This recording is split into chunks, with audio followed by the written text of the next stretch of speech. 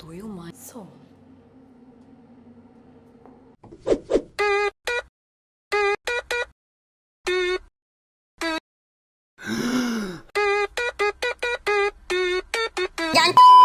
Halo adik-adik manis, balik lagi bersama saya Emon. Dan saya Rohim. Iya, kali ini nggak ada Dayat, saya adanya adalah Rohim. Jadi kita akan selesaikan film ini segera. Oke. Halo adik manis, balik lagi bersama saya Dayat. Dan seperti biasa ada Emon yang kurang kerjaan. Dan Banyak pak kerjaan saya. Apa contohnya? Ya itu dia tadi kerjaan Emon, salah satunya ada itu. Di video kali ini kita akan membahas sebuah film yang bercerita tentang sebuah tete yang terjebak dalam zombie. Enggak ya? Iya bener sih. Enggak bener ya? Iya bener. Oke, judul filmnya itu Yummy. Yummy. Jadi yang soal toket terjebak dalam zombie itu ceritanya, jadi ada seorang gadis bernama Ellison yang sedang berada di sana untuk melakukan operasi pemangkasan semongkonya yang ukurannya katanya terlalu besar, bahkan mengalahkan duo serigala. Jadi saya nggak tahu bentuknya kayak apa. Jadi lantas bagaimanakah proses pemotongan semongkonya itu? Apakah semakin pas untuk dipegang atau semakin pas untuk diuyel-uyel? Semakin pas untuk diuyel-uyel. Jadi tarik Mon. Come on dong. Tapi endingnya nggak jadi ini sih. Mon, mana spoiler kuantal. Di awal film kita akan melihat dua petugas otopsi bersiap mengerumasi mayat. Namun tiba-tiba saja tangan mayat itu bergerak. Mereka pun langsung bergegas memasukkan mayat itu ke tungku api pembakaran. Rupanya aksi itu dilihat oleh petugas kebersihan yang langsung menghampiri tungku usai dokter tadi pergi. Karena mendengar ketukan dari dalam, ia pun langsung membuka tungku, namun mukanya tiba-tiba saja disergap oleh tangan dari kobaran api. Di tempat lain, ada seorang gadis bernama Ellison yang akan melakukan operasi pengecilan semongkonya. Karena saking besarnya, Ellison kerap dijadikan bahan ngicilik oleh orang-orang di sekitarnya. Jadi kalian brengsek semua. Iya, termasuk saya. Sayang, di tengah perjalanan mobil yang dikendari oleh Brad, kekasihnya, menabrak rusa. Brad yang melihat darah moncrot kemana-mana itu langsung merasa pusing. Meski begitu, Brad, Ellison dan juga ibu Ellison, Sylvia, tetap melanjutkan perjalanan. Sampai akhirnya mereka berjumpa dengan Dr. Martin yang akan memangkas semongko Ellison. Aduh, mana yang man? Saat di rumah sakit, terlihat Brad keliengan karena melihat darah di mana-mana. Oh iya, for your info, dulu Brad ini kuliah di kedokteran, tapi minggat gara-gara nggak kuat lihat darah. Jadi jangan sampai kalian salah jurusan. Oke. Karena keseringan coli ya. Betul. Lanjut, usai request ukuran semongkonya menjadi B pada Dr. Martin, Ellison kembali merenung akan keputusannya. Lalu tiba-tiba Brad datang. Terlihat Brad sudah menyiapkan cincin untuk kekasihnya itu. Namun dia kembali mengurungkan niatnya. Meski begitu, ia tetap bersikap baik dan kembali bermesraan dengan Ellison. Tiba-tiba saja muncul seorang pria bernama Daniel yang terlihat SKSD dengan sepasang sejoli ini. Percakapan mereka pun segera berakhir karena Ellison harus segera melakukan operasi. Namun Brad terlihat emosi lantaran bukan Dr. Martin lah yang turun tangan langsung di sana. Di tengah protesnya itu, tiba-tiba Daniel kembali muncul dan mengajak Brad berkeliling rumah sakit. Pas Brad sedang ditinggal Daniel ngepil di kamar mandi, tiba-tiba saja Brad mendengar suara aneh dari kamar sebelah. Dan ia pun memberanikan diri untuk melihat. Di sana terlihat seorang wanita yang terikat dengan topeng di wajahnya. Brad pun membantu wanita itu dengan mencopot topengnya.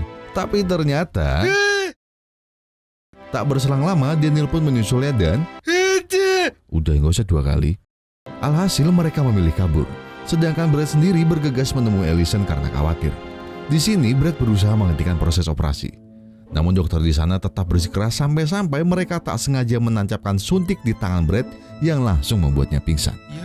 Saat mulai siuman, Brad melihat dirinya sudah ditawan di atas kasur. Beruntungnya ia masih bisa meminta bantuan petugas di sana. Kita lanjut. Brad kembali menghampiri Ellison untuk menghentikan proses operasinya.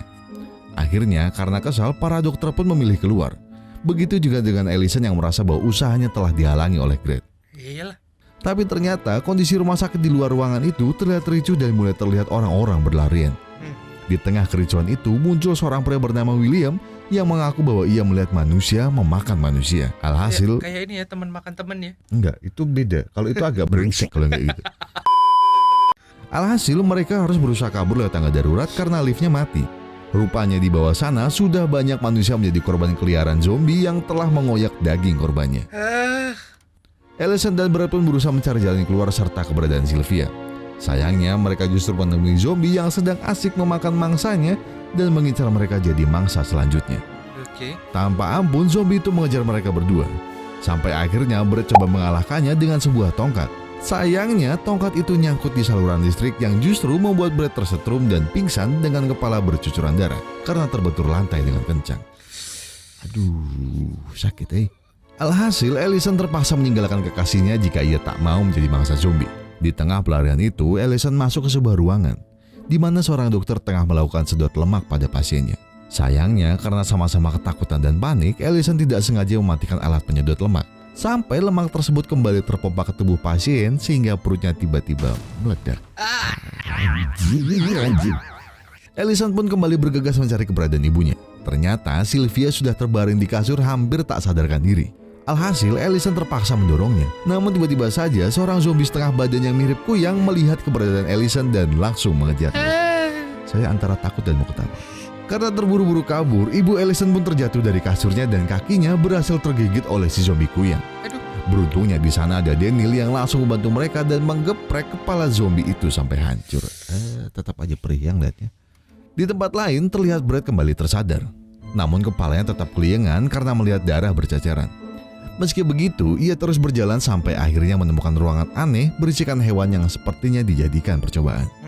Lalu karena terkejut melihat seekor hewan yang masih hidup, Brett tak sengaja menyenggol sebuah wadah berisikan hewan aneh yang langsung mengejarnya. Kadal. Saat berlari, Brett tak sengaja bertemu Dr. Martin yang tengah membakar berkas yang sepertinya berisi eksperimen rahasia mereka. Namun karena kertas sudah menjadi abu, Brett tidak bisa berbuat apa-apa dan ikut kabur dengan Dr. Martin dan asistennya Rose. Sementara itu di tengah kegentingan, William masih sempat-sempatnya bercocok tanam dengan Paula. Baik. Mas, kenapa sih? Sialnya, saat ia membersihkan burungnya, dia justru kesakitan karena ternyata air yang ia gunakan adalah air panas. Saat Paula mencoba menolongnya, burung William justru semakin parah bahkan sampai terbakar dan habis hampir tak tersisa bangsat. Alhasil sambil kesakitan, William berusaha mencari dokter. Tidak ada yang mau menolong Anda. Sayangnya, ia justru menjadi mangsa zombie yang kelaparan. Sedangkan Paula berusaha kabur dan bergabung bersama rombongan Ellison. Di tempat lain, terlihat Daniel berhasil membawa Sylvia ke seorang dokter untuk mengobati luka gigitnya. Di tengah pemeriksaan itu, mereka merasa ada rombongan yang menyadari keberadaannya. Dr. Anne pun refleks memukul rombongan itu yang ternyata adalah Brett. Beruntungnya, Brett masih bisa siuman dan dapat kembali berkumpul dengan Ellison. Sayangnya di tengah kebahagiaan reuni itu, Sylvia mulai menunjukkan gejala berubah menjadi zombie. Dengan komando Dr. Martin, mereka sepakat membuat vaksin pencegah perubahan zombie. Namun mereka harus ke ruangan apoteker terlebih dahulu untuk membuatnya. Sayang, meski vaksin berhasil dibuat, Sylvia tetap tidak terselamatkan. Disinilah Dr. Martin mengaku bahwa ia telah melakukan malpraktek yang justru mengakibatkan terciptanya virus zombie. Asisten Dr. Martin yang mendengar pernyataan itu langsung membunuhnya karena dendam. Cepat banget. Dengan bantuan Dr. Anne, mereka kembali berusaha membuat vaksin. Sayangnya, saat Dr. Anne berusaha menyuntikkan vaksin itu, tangannya justru tergigit. Alhasil, ia langsung meminta tolong supaya tangannya segera diamputasi. Namun karena semua tidak tega, Dr. Anne terpaksa memotong tangannya sendiri dengan sebuah mesin. Sementara itu, Brett terlihat ketakutan saat ditugaskan untuk membunuh Sylvia yang sudah menjadi zombie. Alhasil, Ellison sendirilah yang terpaksa memacok kepala ibunya berkali-kali. Film Kipriman tuh. Lanjut, rombongan yang tersisa pun berusaha kabur ke atap rumah sakit. Di sini, mereka harus melewati jembatan Sirotol Mustaqim. Jembatan kayu untuk sampai ke gedung seberang maksudnya. Bercanda. Sayangnya, Dr. Anne kehilangan keseimbangan sehingga ia langsung terjun bebas menjemput kematian. Beruntungnya, yang lain masih berhasil sampai ke gedung seberang yang ternyata juga di sana dipenuhi oleh zombie. Sampai akhirnya, asisten Dr. Martin ini menjebak Daniel ke ruangan yang berisi zombie. Sampai-sampai kakinya berhasil tergigit. Lantaran Daniel tadi sempat melecehkannya. Namun Daniel berhasil mengkonter attack-nya dan membunuh wanita itu. Ia lantas beralasan pada Brett, Ellison, dan Paula bahwa asisten itu sudah terinfeksi zombie sehingga harus dibunuh. Mereka pun langsung percaya dan melanjutkan perjalanan bersama William. Di tengah perjalanan, mereka mendengar suara pasukan militer. Paula yang melihat itu sebagai pintu pertolongan pun langsung menghampirinya. Namun naas, ia justru langsung tertembak karena dikira zombie. Bahasa Rabi Lempit paling bagus. Alhasil, 3 orang yang tersisa itu kembali berusaha kabur melalui terowongan. Di tengah terowongan itu, tangan Ellison yang berusaha mencari jalan keluar terjepit. Alhasil, Brett terpaksa mengamputasi bagian jari-jarinya. Aduh, kenapa harus kayak gini sih? Setelah itu, 3 orang ini kembali menyusuri terowongan. Beruntungnya mereka menemukan tangga untuk naik ke atas. Allison pun naik pertama kali dan disusul Daniel. Sayangnya, Brett yang berada di paling belakang kembali ditarik zombie. Namun dirinya beruntung. Ia mampu melawan zombie tersebut dan mengambil usus yang akan ia gunakan sebagai tali memanjat karena tangganya telah rubuh. Ya anjing, sakit nih film. Si bangsat Daniel justru membiarkannya dan langsung menutup pintu keluar tadi. Anjing ya. Daniel dan Allison pun berusaha menjauhi pusat kota. Tiba-tiba saja di tengah perjalanan Daniel hampir berubah menjadi zombie. Namun sebelum itu ia benar melakukan tanam paksa terhadap Allison. Tapi beruntungnya Allison masih bisa menyelamatkan diri dengan menusuk Daniel dan menghancurkan tubuhnya ke tembok beton. Di lain tempat, Brett tengah berusaha melawan pasukan zombie yang menyerangnya. Beruntungnya ia masih menyimpan bom sederhana yang sempat ia rakit saat di ruang apoteker. Gimana caranya? Bom itu ternyata bisa menyelamatkannya dari gerombolan zombie. Sementara itu, terlihat Allison masih mengendarai mobil sampai-sampai ia melihat sebuah makhluk abstrak yang ia kira zombie. Dan tanpa ragu, ia pun mulai ngegas dan menabrak makhluk tadi. Namun setelah darah korban tabraknya itu bercucuran, Allison sadar bahwa itu adalah Brett. Aduh, mati dong. Alhasil, Allison mulai kehilangan fokus dan mobil yang dikendarainya mulai meleng-meleng sampai akhirnya menabrak pohon dan membuatnya tewas seketika di tempat lalu menyusul Brett. Aduh. Dan setelah itu kita akan diperlihatkan bahwa filmnya telah berakhir. Dan udah. Terus gak ada yang selamat. Gak ada. Anjing. Ya tipikal film zombie, apa yang Anda harapkan? Zombinya udah keluar kemana-mana. Kalau itu ada yang jalan-jalan, ada yang naik keji, ada yang... Cuma kenapa selalu film zombie, bener kata Emon, kenapa selalu ada rusa di depannya? Kayak itu menandakan bakal ada wabah yang gede banget. Iya, pasti ada rusa yang tertabrak. Kalau gak rusa yang lewat-lewat pasti. Ya, endingnya cukup membagongkan banget ya, dan akhirnya mereka mati semua loh. Ya itu dia. Ya meski berakhirnya kan klasik banget kayaknya kan, terus juga ya dengan terbunuhnya semua tokoh. Cuma film ini berhasil menutup dengan cukup baik dan gregetan. Padahal sebentar lagi seharusnya Allison sama Brett ini bisa hidup tanpa campur tangan zombie. Cuma ya namanya nasib kan gak diketahui. Iya, plot twist banget. Tak pikir ketika akhirnya siapa yang cewek siapa Allison yang Allison selamat, si Brett selamat, mereka ketemu di mana terus dimana, hidup gitu bahagia. Katanya ternyata mereka tabrakan, terus si Alice juga nabrak. Siapa lagi yang nabrak? Gak tahu. Gak ada lagi. Salah film. Ya, maksudnya intinya seenggaknya biarpun tidak berakhir bahagia, seenggaknya mereka berdua hidup untuk survive nih. Berarti masih ada lanjutannya, kayaknya filmnya bakal keren. Gimana lanjutannya, orang mereka mati semua? Iya kan mati. Harapannya seperti itu. Oh iya, harapannya seperti itu. Kayak itu. apa yang 28 day later kan. Kan masih hidup, ternyata memang masih ada orang yang hidup, itu dia. Biasanya kan kita nonton film zombie seenggaknya ada yang survive nih. Iya. Ini gak ada sama sekali. Kita diliatin sisi dimana ya udah kiamat ya. Kiamat zombie ya udah tidak ada yang selamat. Ini dari sisi orang-orang yang gak survive di film zombie yang lain. Karena budgetnya kurang. Dan kira-kira ada gak pelajaran yang bisa kita petik?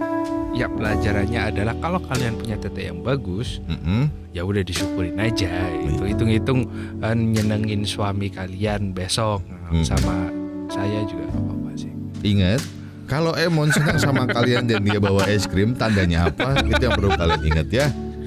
Coba kalian cari di video kita sebelumnya ada. Kalau Emon bawa es krim dan deketin kalian, ingat baik-baik dia itu kode buat apa. Gak ada. Biarpun tete kalian bagus, cuma pertanyaan saya, tete yang bagus itu seperti apa? Yang pas di tangan. Yang pas tangan di tangan. gue segini nih. Oh iya. Kan pas nih. Aduh. Alah. Ya kenapa megang-megang sendiri? Iya gak apa-apa, kan enak. Aduh. Ya oke, kayaknya segitu aja sebelum Emon mulai menggrepe-grepe sembarangan. Jadi saya Dayat undur diri. Emon undur. Dan sampai jumpa di video grepe kita berikutnya. Enggak salah. Video kita berikutnya, maaf. Dadah. Gimana tadi pamit? Udah ya? Udah. Oh yaudah, dadah.